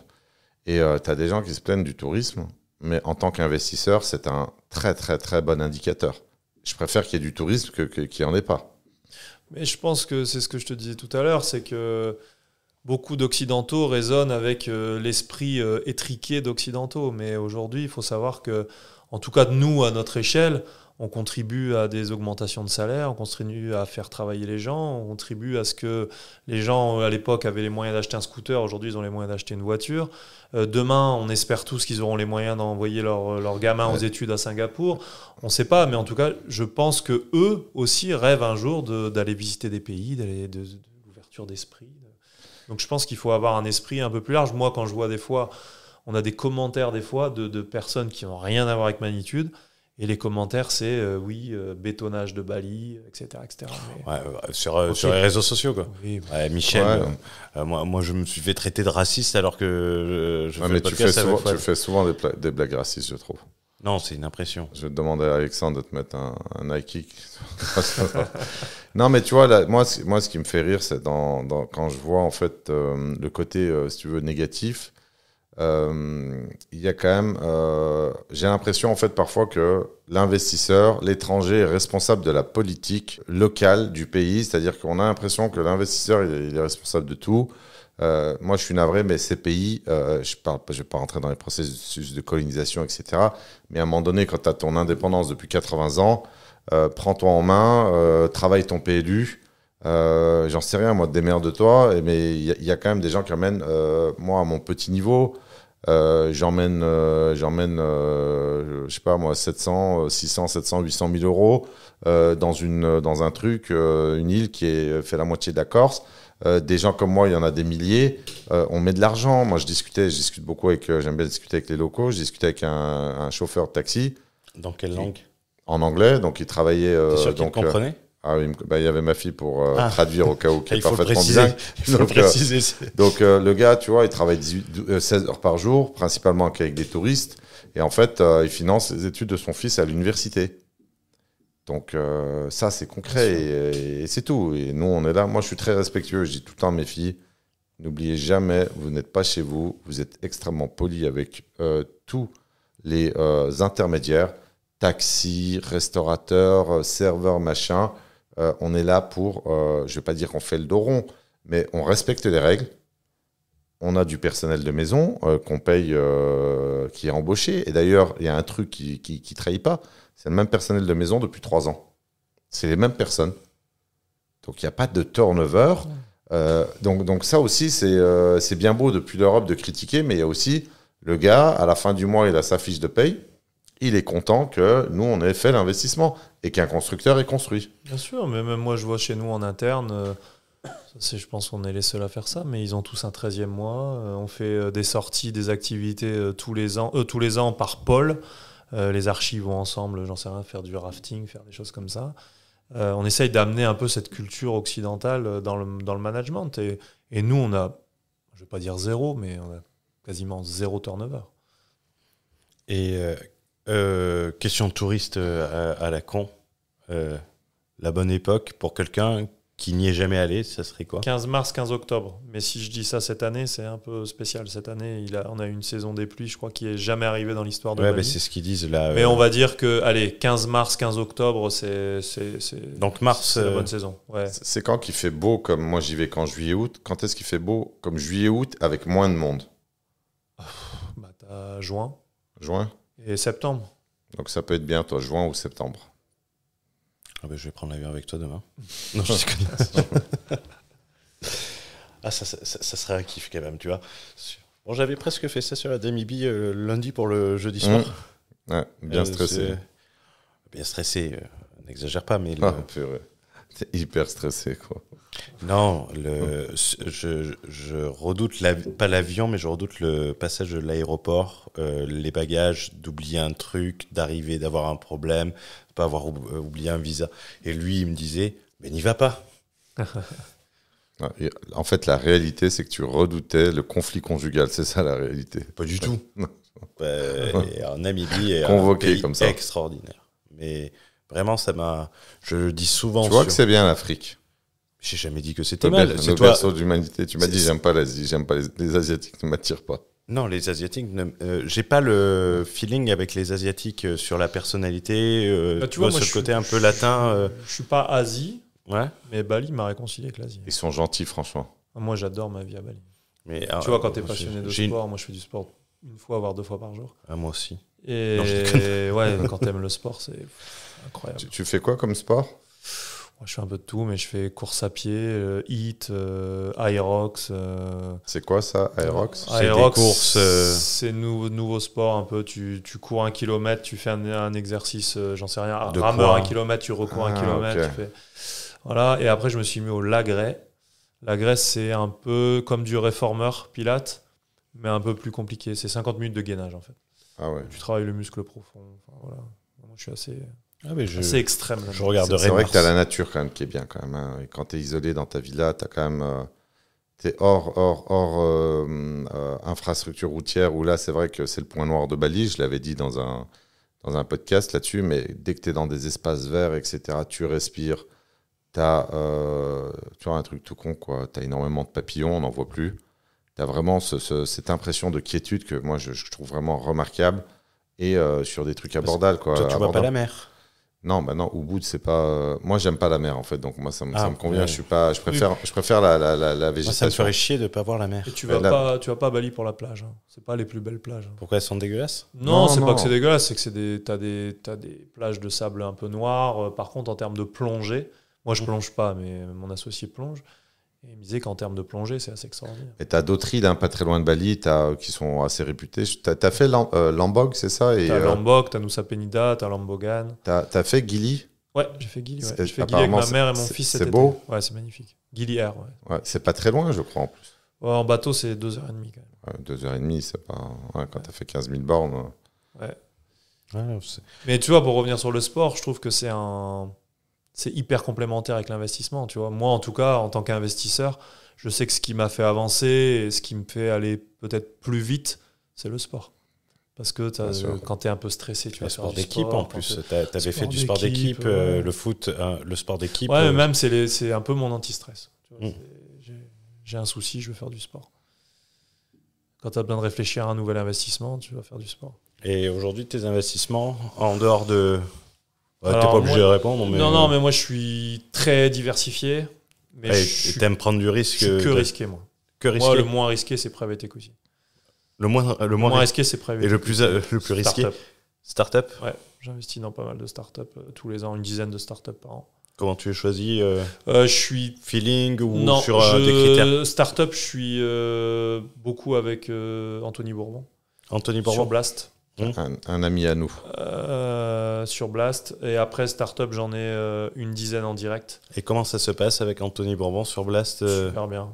Non, mais sur le choix, sur tu sélectionnes ou tu arrives Non, il propose. Il propose. Tu prends ou tu prends pas. D'accord. Donc, c'est pas quelque chose de géré, c'est la proposition. Tu prends ou tu prends pas, mais jusque maintenant, je crois qu'il y a eu, je sais pas, je vais dire une 50aine de deals proposés et les 50 deals ont levé ce qu'il y avait à lever. Et puis là, c'est surtout qu'ils ont fait un gros partenariat avec Y Combinator aux États-Unis, qui ont sorti Airbnb et tout ça. Donc il y a 3 levées de fonds par an à 15 millions d'euros. Pareil, à chaque fois, c'est levé. Donc non, moi je suis pour l'instant. Alors c'est un peu tôt pour parler des retours parce que ça fait que 3 ans. Mais moi, je suis investi dans Blast en tant qu'actionnaire et moi, je suis rentré sur une valo à 50. Et tu vois, je suis pas sorti sur une valo à 250 il y a 6 mois. Et t'y crois? Ouais, j'y crois. Je trouve qu'Anthony a vachement changé son image depuis quelques temps, depuis 6 mois, je vais dire. Dans quel sens? Positif. C'est-à-dire que je trouve que il braille beaucoup moins qu'avant, il est beaucoup plus posé. Je trouve tu vois, tout ce qu'il montre et tout ça, je trouve que c'est pertinent. En tout cas, moi, après, moi, je suis peut-être pas objectif. J'aime sa façon de penser, sa façon de faire.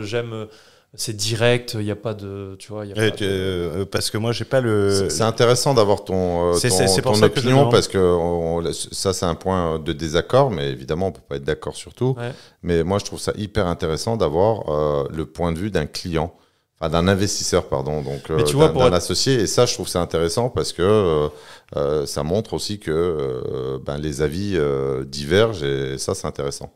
En tout cas, moi, j'ai investi avec lui, je te dis, sur cette valo-là. Tu fais 40% de rentabilité. Aujourd'hui, les startups, c'est trop tôt, mais je trouve que toutes les startups dans lesquelles on investit, c'est quand même des belles startups. Donc, c'est bien sélectionné. Ouais, tu vois, quand tu commences à avoir des startups avec la BPI derrière et tout ça, tu vois, tu sens que c'est pas n'importe quoi. Et puis moi, je compare surtout aussi parce que aujourd'hui, quand tu es investisseur, tu sais comment ça se passe. Hein. Tu reçois 10 mails par semaine avec des propositions d'entrer dans les startups et cela. Mais sauf que à l'arrivée, c'est du second choix. L'avantage aussi avec Anthony, c'est de par sa notoriété, il a accès direct aux startups. Et il n'y a pas de second choix. Donc, non, il y a des beaux projets. En tout cas, moi, personnellement, je suis satisfait. Et tu vois, pour être transparent, j'avais prévu de sortir à la dernière Valo. Et on a fait un speech pendant 1h30 sur le futur de Blast, etc. Et je ne suis pas sorti. Ouais, c'est intéressant. Moi j'ai si tu veux, comme je te l'ai dit, un doute. Quand il y a un doute, il n'y a pas de doute. Ouais. Et c'est chiant parce que je n'arrive pas à mettre le doigt dessus. Mais il y a un truc qui me bloque. Parce que je pense qu'il a eu une époque, il y a encore 6 mois de ça, où tu vois, il est venu à Z Project. Quand il parle, ça déménage, quoi. Tu vois, quand le mec il dit direct, s'il y a des gens de gauche, vous pouvez sortir de la salle parce que ça va parler d'argent. Dire quand tu dis ça devant 3-4 000 personnes, tu vois, tout le monde le dit pas. Mais écoute, moi, de peut-être son parcours ou de peut-être, c'est quelqu'un que je respecte beaucoup. Et je crois au projet. Moi, j'ai investi dans 20 startups chez eux. 20 startups. Ouais. Sur des thématiques particulières. Un peu de tout. Un peu tout. Tu vois, j'ai fait de l'aérospatial, j'ai fait de la pharma, j'ai fait un peu de tout. Ah, c'est intéressant. Et après, j'ai une dizaine de startups en direct, dont un peu aux États-Unis. Et ça, c'est toi qui les sélectionnes tout seul. Que des rencontres. Toujours des rencontres. Que des rencontres. J'ai rencontré par hasard, t'as connu Tech Chris? Tech Chris, Tech Chris qui a été champion de patin. Ouais. Ah non. C'est lui qui a créé On-Off. Encore tu connais On-Off? On-Off, le téléphone. Ouais. Il est estonien, non? Non, il vit là-bas. Le siège est là-bas. Lui, il est français. Non, c'est un Français qui est assez connu parce que il a fait Danse avec les stars. Ouais, non, mais avant ça, il a des records sur du roller. Ouais. Et il a fait un saut depuis la Tour Eiffel. Ouais. Et accessoirement, il est d'origine algérienne. Donc, c'est quelqu'un de très talentueux. Ouais. Tout le monde ne peut pas être algérien. Sa start-up. Heureusement. On-Off, ça cartonne. Là, il lance. J'utilise On-Off. Tu le connais, lui? Ouais, je l'ai eu plusieurs fois au téléphone. Gros sportif en plus. Ouais, très gros sportif. Ouais. Et donc, tu vois, ce genre, par exemple, ça, c'est une rencontre. J'ai investi dans une startup. Toi, tu as investi dans On-Off. Ouais. Ah, ok, super. J'ai investi dans Onoff. Je viens de recevoir le mail de renouvellement de mon abonnement aujourd'hui. Ouais, tu vois, là, ils lancent leur forfait téléphonique. Là. Et ils ont, par exemple, Onoff Business qui marche très bien. Et moi, on m'a beaucoup parlé de Onoff Business. C'est une boîte qui va être achetée à terme. Mais tu vois, j'ai investi dans une start-up aux États-Unis. C'est un mec que j'ai rencontré à Bali en soirée. Et je me souviens, il me dit, écoute, moi, je vais faire ça. C'est un projet assez ambitieux. Je lui dis, écoute, on est en soirée. Demain, on se voit, si tu veux. Tu me fais une démonstration de ce que tu es en train de faire. Tout ça. Est-ce qu'il y avait une bonne bouteille de champagne ? Ouais. Bonne bouteille de vodka. Et du coup, le lendemain, on s'est vus. Et 2 heures après, je lui disais, OK, banco, on y va. Ah, prise de décision instantanée. Ouais. Et écoute, il m'a fait la présentation du truc. De toute façon, c'est simple. Son truc, là, c'est où ça sera Instagram, où ça fera Splooch. Donc, là, j'y suis allé fort. C'est l'investissement d'une vie. Ouais, moi, je trouve ça cool. Enfin, ça fait un peu con de dire comme ça. Non, mais c'est pas ça, c'est que tu reconnais. Tu fais passionné. Ah, mais je suis passionné. Non, mais tu vois, je lis L'investisseur intelligent, la psychologie de l'argent. Moi, j'ai adoré. On a fait un épisode sur la psychologie de l'argent. Tu l'avais pas aimé au départ. Je t'avais poussé à le relire. Non, mais déjà, c'est moi qui te l'ai partagé. Non, c'est toi qui m'as recommandé de le lire et moi, je t'ai poussé à le relire. Oui, mais tu sais, c'est comme l'affaire Magnitude. Il faut savoir revisiter son opinion. Tu vois, c'est vrai qu'en fait, la première lecture, parce que moi, je suis un très gros lecteur, tu vois, et c'est pas un cerveau que j'ai, c'est un scanner. Donc, j'ai pas été hyper impressionné. Et la deuxième lecture, je me suis dit, ah ouais, tu vois, c'est pas mal. Quoi. Je te conseille dans le même esprit, et tu vas adorer, et je pense qu'il est encore mieux. C'est l'almanach de comment il s'appelle, le Pakistanais déjà, l'Indien, Naval Ravikant. C'est exactement le même style, super livre, très très puissant. Ouais. C'est pas Naval Ravikant qui l'a écrit, je pense que c'est un recueil qu'il a interviewé, bien sûr, mais ce sont ses idées. Donc ça, c'est un super livre que je te recommande, qui est excellent. Et il y en a un autre que je te recommande, je pense que tu as aimé le style. Si tu aimes le style Bourbon, il y a un autre style qui est un peu qui est dans le même esprit, c'est M.J. DeMarco, qui est un auteur américain et qui a écrit notamment L'autoroute du millionnaire. Chef-d'œuvre de la pensée entrepreneuriale, super bouquin, vraiment top. Tu l'as lu, toi ? Ah bah oui, on avait bien sûr que je l'ai lu. Non, mais ça et podcast que sur l'investissement. T'écoutes quoi comme podcast ? Alors j'écoute pas mal Génération. Ah oui, machin, Stéphanie. La Martingale. Ouais. J'ai écouté à un moment donné Légende, mais je trouve que ça part dans tous les sens. Ouais, c'est devenu un podcast de faits divers en fait. Ouais, c'est de la merde. Sur Legend, je vais prendre des épisodes très particuliers. Ouais, c'est ça. Il y a eu quelqu'un là, un ancien espion, j'ai trouvé passionnant. Ouais. Il y a des. J'écoute jamais les autres. Je vais aller, par exemple, tu vois, quand quelquefois ça m'arrive de télécharger pour quand je suis chez mes parents, notamment, on s'en fout, mais je regarde, je fais tiens, ce profil a l'air intéressant, je télécharge et je me le fais. Mais c'est le profil qui m'intéresse, mais pas le. Ouais. Et après, toujours Mathieu Stéphanie, là, il a fait un podcast qui s'appelle Combien ça gagne. Ah oui. Et tu vois, des fois par curiosité, tu vois, et des fois tu t'es étonné quand même. Putain, j'ouvrirais bien une pizzeria, quoi. Ouais. Mais moi j'avoue que je suis passionné. Alors, je fais certainement pas tout bien. Mais mais tu le fais au moins. Ouais, je le fais. Bien sûr. C'est ça qui compte. Je le fais, là, tu vois, là on vient d'investir avec mon associé. Dès que je peux, on fait avec mon associé, on est assez proche là-dessus. Et je me souviens, il me dit souvent, tu fais ? Ok, je fais. Et tu vois, et là on s'est lancé dans les chevaux. Bon bah tu vois, on sait que les chevaux c'est très très risqué. Alors sur les chevaux de course, ouais. Du pur sang arabe. On a fait, pour l'instant on en a un au galop et un au trot, dans 2 écuries différentes. On sait que c'est très risqué. Par contre en ouverture de réseau, c'est assez dingue. C'est exceptionnel. Mon boss avait un hara. Ouais. Où il fait les Grands Prix de Diane et tout ça, et donc vraiment des superbes événements. Et le cheval, c'est très le réseau du cheval sur les propriétaires de chevaux, donc sur les loges propriétaires à Deauville ou même à Paris, tu rencontres que du beau monde. Ouais, mais tu vois, tu parlais tout à l'heure d'investir. Tu disais, j'ai investi 12 000 € dans les restos cette semaine. Ben, je trouve que les chevaux. tu t'achètes 10% d'un cheval, ça vaut 25 000 euros. Un bon cheval, ça vaut 25 000 euros. Bah, c'est un investissement dans ton réseau. Et puis, si tu as un peu de chance, tu gagneras un peu d'argent. Ouais, et l'assurance ne sert pas à grand-chose pour les chevaux parce que à chaque fois qu'il se pète un truc, c'est hors assurance. Tu récupères 42% de ton cheval si il meurt. Après, au pire, mais s'il a une fracture, t'es bon pour l'abattre et il a une valeur résiduelle. Il finit en steak. Ouais, tu l'envoies chez Findus. Ils vont en faire des bonnes lasagnes. J'avais un ami de mon boss avait un cheval à 400 ou 500 000 euros qui s'est pété la jambe.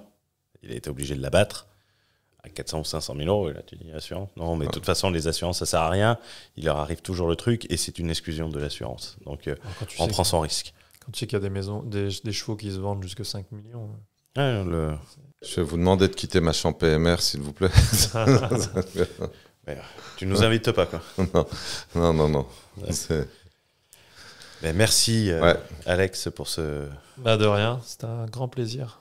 Et au plaisir de te rencontrer à Bali à partir du 15 mars. Il faudrait que je rencontre Nico. Moi, je l'ai jamais rencontré. Avec Nico. plaisir. Il est bien meilleur que moi dans les podcasts. Il en fait bien plus que moi. Non, mais après, c'était bien. Moi, je trouve que Nico, on l'a beaucoup entendu sur les podcasts, etc. Et je trouvais que te donner la parole, c'est aussi intéressant d'avoir aussi un autre point de vue. Voilà, l'associé. Donc non, mais le parcours, moi, moi, je trouve ça très inspirant, la prise de décision et le côté passionnel. Et c'est pas du léchage de on va t'aider si tu veux te mettre dans la pomme de terre. Tu peux le former sur le... C'est possible d'avoir une formation. Je suis pas commerçant. Donc, je te vois bien vendre de la pomme de terre dans les pays de l'Est. De quoi ? Je te vois bien vendre de la pomme de terre dans les pays de l'Est. Je suis pas commerçant. Le travail ne me fait pas peur, mais je suis pas commerçant. Et pour ça, il faut avoir la relation humaine. Ouais. Et tu vois, aujourd'hui, je suis encore en relation avec tous mes clients de la pomme de terre. D'ailleurs, j'ai des clients de la pomme de terre qui m'ont acheté des maisons à Bali. Donc, c'est du relationnel, et ça se sent sur la façon dont tu présentes les choses, dont tu amènes les choses, même sur les investissements, sur les rencontres. Investir sur une start-up autour d'une bouteille de vodka un soir, même si le rendez-vous était le lendemain, c'est de l'intelligence relationnelle, de l'intelligence sociale. Ouais. Et peu de gens l'ont. Moi, je ne l'ai pas. Fois de beaucoup plus. Moi, je tiens de ma mère pour ça. Je suis un gros sauvage. Quand tu es commerçant, tu es obligé de l'avoir. Enfin, je pense que tu l'as aussi en étant commerçant. Quand tu commerces, tu es obligé d'être intelligent avec les gens. Sinon, c'est très compliqué. Et surtout quand tu fais des achats, parce que si tu as mal acheté, c'est mort. Ta marge, elle est foutue. Moi, dans l'automobile, j'avais des marges qui n'étaient pas de 2 centimes, 2,6 par kilo. Mais voilà, les marges, elles n'étaient pas non plus... parfois, j'achetais 10 véhicules à 300 euros près par véhicule. Je n'achetais pas. Ce n'était pas intéressant. Oh, bien sûr. Donc, il faut être très, très précis. Et je trouve que c'est très formateur, tu vois. Parce que, tu vois, moi, le fait que tu me parles de pommes de terre, c'est pas hyper valorisant. Non. Et ça m'a renvoyé un truc. Moi, quand je me suis mis dans l'automobile, j'ai des amis d'enfance qui m'ont dénigré en me disant, mais attends, tu as fait des études en économie, machin. Tu es un vendeur de bagnoles maintenant, comme, je sais pas moi, Aziz, qui a arrêté l'école en 6e. Pourquoi un nom arabe Non, parce que ça, c'est une histoire vraie. Il y avait un gars qui s'appelait Aziz, qui était dans l'automobile, et il m'a dit, tu fais la même... faire traiter de raciste, moi. Après. Mais non, mais c'est moi qui... Mais après, c'est pas raciste de prononcer un prénom d'origine arabe. Et il m'a dit, non, mais tu vois, comme Aziz, en fait, tu vends des bagnoles. Et tu vois, il m'avait dénigré à l'époque. Aujourd'hui, je ne regrette absolument pas. Je pense que je suis un bon acheteur. Si on prend l'exemple du dernier terrain à Bali, x2, c'est pas mal. Je suis un homme libre. J'éduque mes enfants à l'étranger en école internationale. Je suis très, très content de ma vie. Comme toi, j'ai retenu tout à l'heure, tu es très content, tu es très heureux d'être à Bali. Et voilà, peut-être qu'un jour, Hugo, tu auras la chance d'être très content. Alors, non, parce que moi, j'aime la mer. Tu as la mer là-bas. Non, mais moi, c'est maison sur la mer. Mais attends, mais ça, c'est des goûts de bourgeois. Ça se paye, une maison sur... mais attends, les terrains, il avait des super terrains. Franchement, c'est dommage qu'il les a vendus. Je dis pas ça parce que... C'est bien qu'on les ait vendus. Non, mais je dis, qu'il reste un lot. Non, franchement, ça t'aurait plu. Hein. Mais honnêtement, j'étais à 2 doigts d'y aller.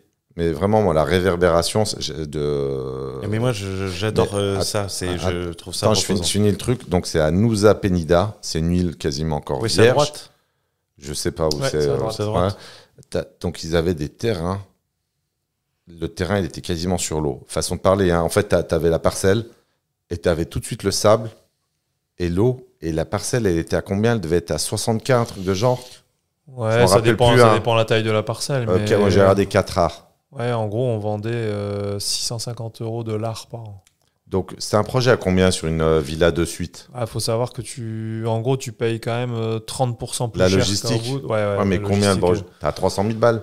Ouais, un peu plus. 350? Ouais, tu vois, là, aujourd'hui, sur un projet, sur un terrain de 7,7 arts, on est sur des budgets à 700 000. Non, mais moi, je parle sur un... Oui, tu divises. Sur 4 arts. Ouais, t'es à 450 000. Allez, disons 450 000 € sur un truc vierge. Tu fais la même chose en Corse. C'est juste pour... je vais pas comparer la Corse avec Bali, hein, mais c'est 2 îles. Tu fais la même chose en Corse, c'est 3 millions d'euros. Voire 4.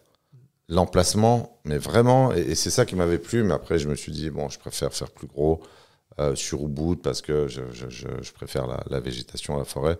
Mais honnêtement, pas mal. Hein. Si t'aimes bien être tranquille, là, d'être en front d'océan, moi, je veux pas être dans la jungle. Non, mais là, bruit de la jungle m'énerverait. Là, t'as les deux. T'as la jungle derrière et t'as l'océan. Voilà, là, oui. Devant. Moi, je suis quelqu'un de l'océan. Bon, allez, sortez de ma chambre PMR, s'il vous plaît. Tu l'auras rentabilisé, ta chambre PMR. Franchement, les gars, ils étaient sympas. Ils m'ont monté 2 tables, les chaises, les bouteilles d'eau. Donc, on dédicace le podcast à Loco Hotel à Paris, Porte de Versailles. C'était Fouad Berlin pour vous inspirer à voir grand. Un dernier mot de fin, Alex. Merci à vous deux, c'était super sympa. Première expérience pour moi, donc vraiment. Première expérience podcast. Ouais. Ah oui. T'as stressé un petit peu, tu t'es dit. Ouais, tu connais pas quoi, donc c'est vrai que j'ai toujours refusé d'en faire jusqu'à maintenant. Le mec me reçoit dans sa chambre. non, mais très très sympa à refaire. Merci beaucoup de ta présence et merci du partage d'expérience. Merci Fouad également. Merci à toi Hugo. À très vite. Merci Alex. Ciao.